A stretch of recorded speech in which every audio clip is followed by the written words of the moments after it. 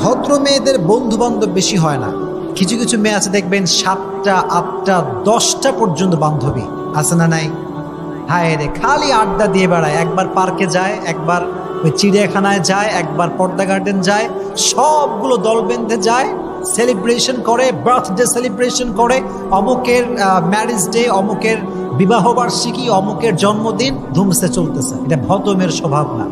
ভদ্র মেয়ের বন্ধু বান্ধব 10-20টা হয় না, বন্ধু হবে খুবই কম, but they are educated and they are qualified.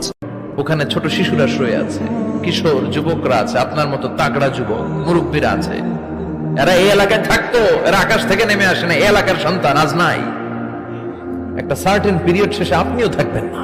This is the nature of life, this is the circle of life. ছোট্ট শিশু হয়ে এসেছিলেন, শৈশব, কৈশোর, যৌবন, প্রৌঢ়ত্ব।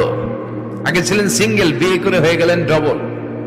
এরপরে আল্লাহ আপনাকে একটা মেয়ে দিল, এরপরে মেয়েকে বিয়ে দিয়ে শ্বশুর হলেন, এরপরে ওই মেয়ের ঘরে সন্তান হতে নানা হলেন। আর কতদিন? অনেক দিন হলো তো, অনেক লম্বা সময় পেয়েছেন আপনি।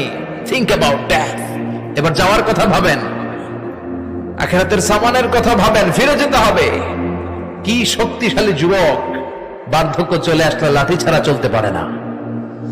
কুচকুচে কালো দাড়ি সাদা হয়ে যায়, দাড়ির শুভ্রতা, বয়সের ভার, রং ধরা যৌবন জং ধরে শেষ। ঠিক কিনা? This is the circle of life. যুবক ভাইরা, এটাই জীবন, চলে যেতে হবে, কেউ থাকতে পারবে না। ঠিক কিনা? পৃথিবী বড় স্বার্থপর, দুনিয়া বড় স্বার্থপর।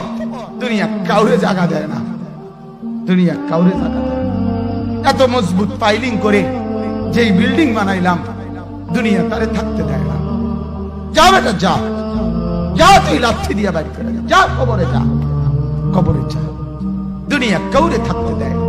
দুনিয়া কত ক্ষমতা ধরকে মাটির নিচে ফেলায় দিছে, দুনিয়া কত সম্পদ আলাকে মাটির নিচে ফেলে দিছে, দুনিয়া কত সুন্দরী নারীকে মাটির নিচে ফেলায় দিছে, মাটির সাথে রেজা রেজা করে ফেলছে।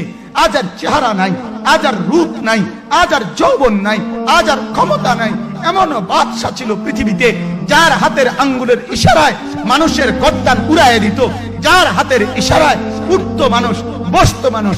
আজ বাদশারা নাই, আজ সম্পদওয়ালারা নাই, আজ মালওয়ালারা নাই। দুনিয়া কাউরে থাকতে দেয় না, কাউরে না দোস্ত, কাউরে দেয় না।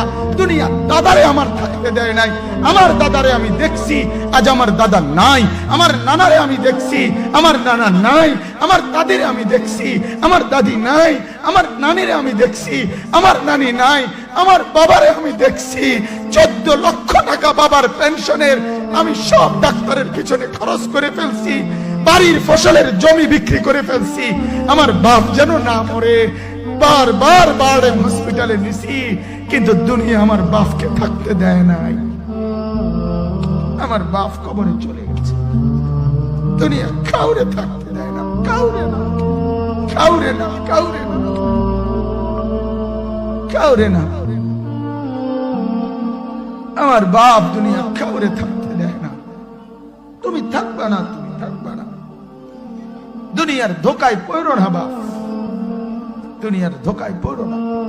মাকে বুঝার, আজ মারা বেসামাল হয়ে গেছে, আজ বোনেরা বেসামাল হয়ে গেছে, বেপরদার উৎসব তুলে দিছে। এটা যেন আল্লাহর সাথে যুদ্ধ করছে। আল্লাহ আমাদের প্রত্যেকটি জিনিসকে আখিরাতে ট্রান্সফার করে দিতে হবে। আমি খেতে বসি, বিসমিল্লাহ বলে খাই, আলহামদুলিল্লাহ বলে শেষ করি। তার মানে কি খাওয়াটা শেষ হয় নাই, আমার আল্লাহ শুকুরের মাধ্যমে, শুকরিয়ার মাধ্যমে এবং বিসমিল্লাহ বলে আরম্ভ করার মাধ্যমে আমি আমার খাদ্যটাকে জান্নাতে ট্রান্সফার করে দিয়েছি।